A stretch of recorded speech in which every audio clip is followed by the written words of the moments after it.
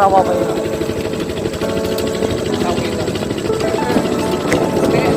Entah. Sebenarnya orang ada muda.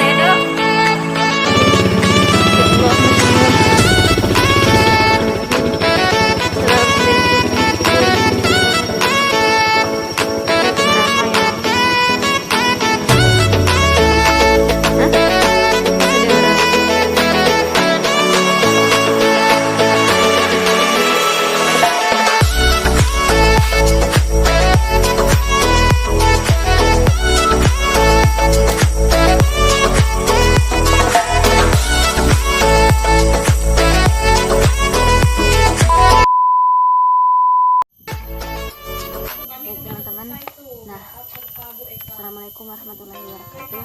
Perkenalkan, nama saya Lina Solihah. Baik, pada kesempatan kali ini saya akan menelusuri jejak peradaban Islam. Nah, kali ini saya berada di lokasi di pemakaman keramat Jatisari. Nah, menurut info yang saya baca, mengapa disebut Jatisari? Jadi Syekh ini adalah Syekh yang sebenarnya bukan Jatisari namanya, cuma karena aksen masyarakat Bangka. Karena pada proses pemakamannya itu dilaksanakan dalam waktu 1 hari, dan bahan utama dari pemakamannya yakni kayu jati, jadi disebut jati sehari, jadi Jatisari gitu, sari. Nah, emang aksen masyarakat Bangka emang gitu. Nah, jadi sekarang saya berada di lokasi ini, teman-teman. Coba lihat sini. Nah, ini pemakamannya. Zoom.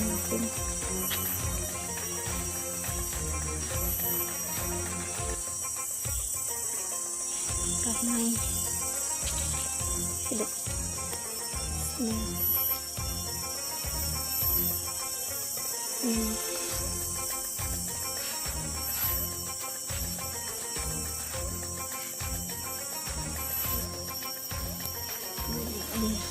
Ada Yasin juga, teman-teman.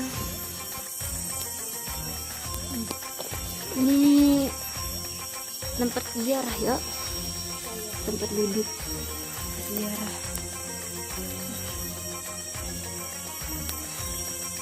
Ya, kita lihat. Nah, kita bisa lihat sendiri, teman-teman, tuh ada asbesnya udah pada bolong, jadi air bisa masuk ke kuburannya. Juga dibuat dari bahan-bahan sederhana sih, dari semen, terus tiangnya dari kayu. Itu di sana juga ada yang bolong, dari semen juga. Lantainya lumayan sih, sepertinya tuh masih lumayan lah, ada yang ngebersihin. Nah, ada karpet nih, kayaknya bekas para pengunjung deh.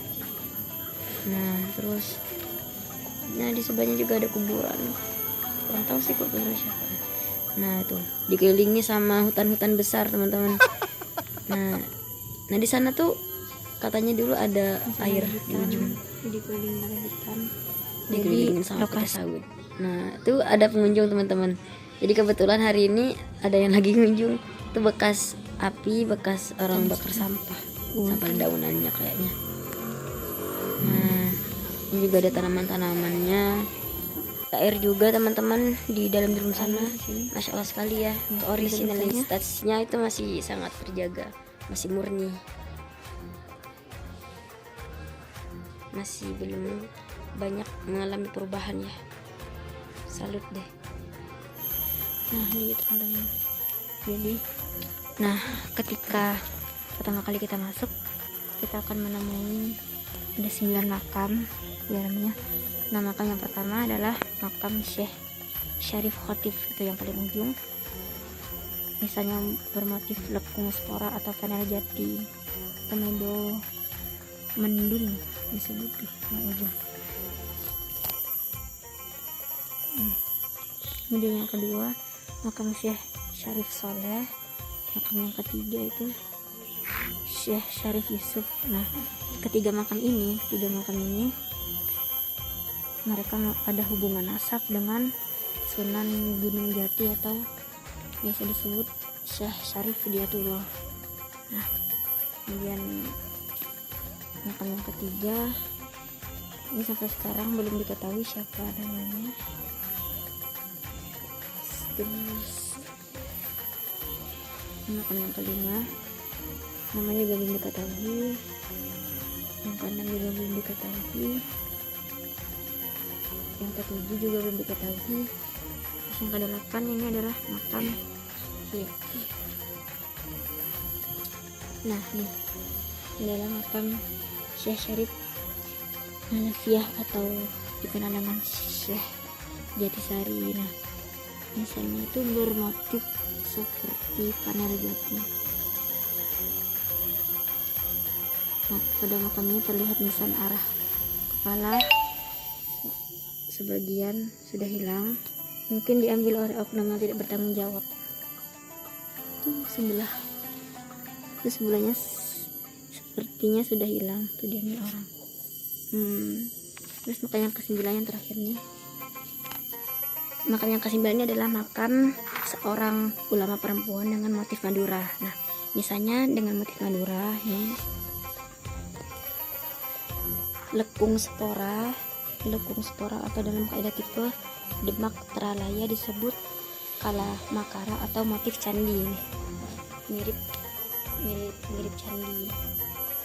Ini adalah seorang ulama perempuan dari Madura.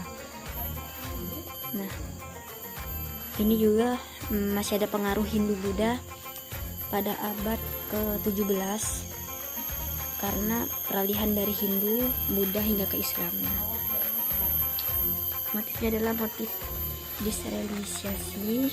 Nah, oleh masyarakat makam-makam ini dikeramatkan karena mereka adalah para ulama.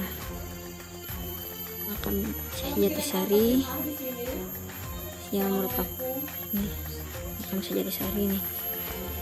Nama Syekh Jatisari ini aslinya adalah Syarif Hanafiah. Nah, beliau seorang ulama abad yang berhubungan nasab dengan Syekh Cermin Jati, ayahnya Syekh Jatiswara, dan makamnya ada di desa Tianghara.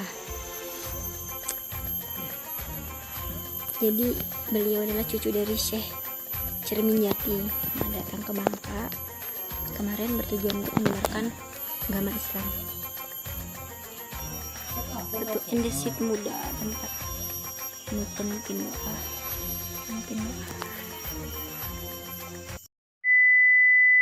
Jadi saya sekarang sedang berada di lokasi teman-teman.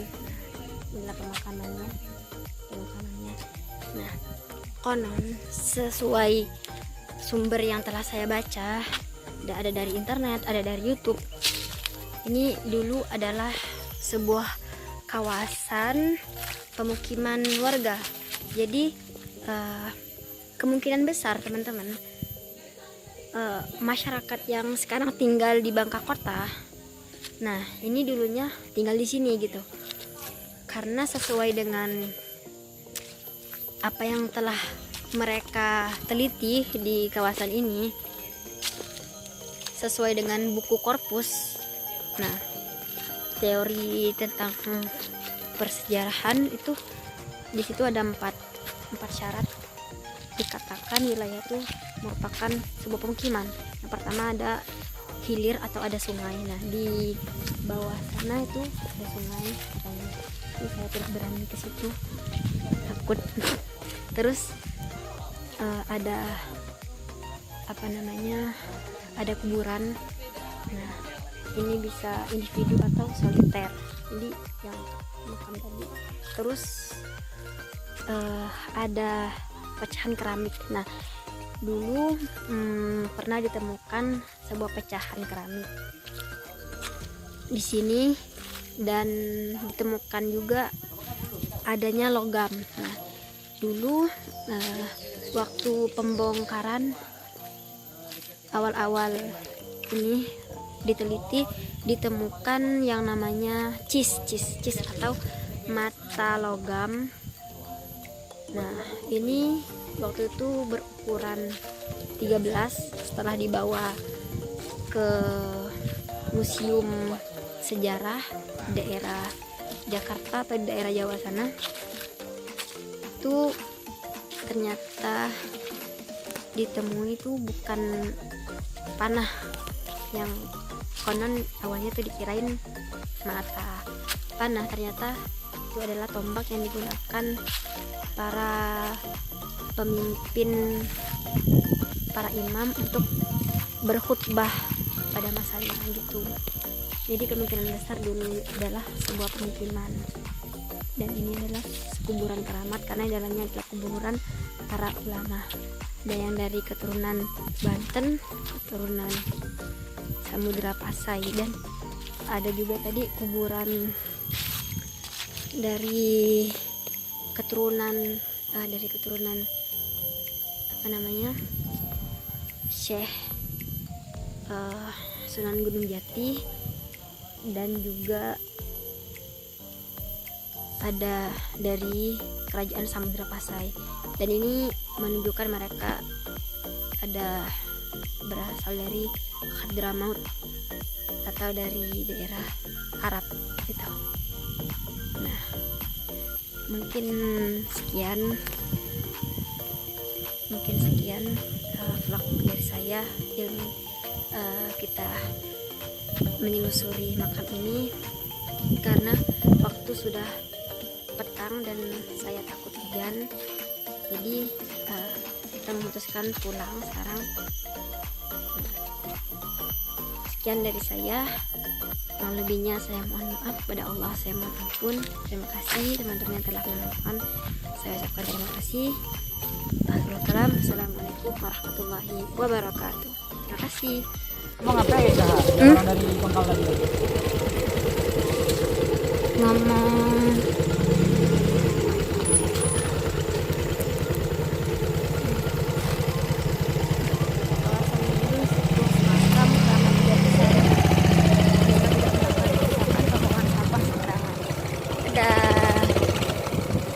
semoga kita mendapatkan berkah dari apa yang telah kita niatkan untuk berziarah. Tugas kuliah atau?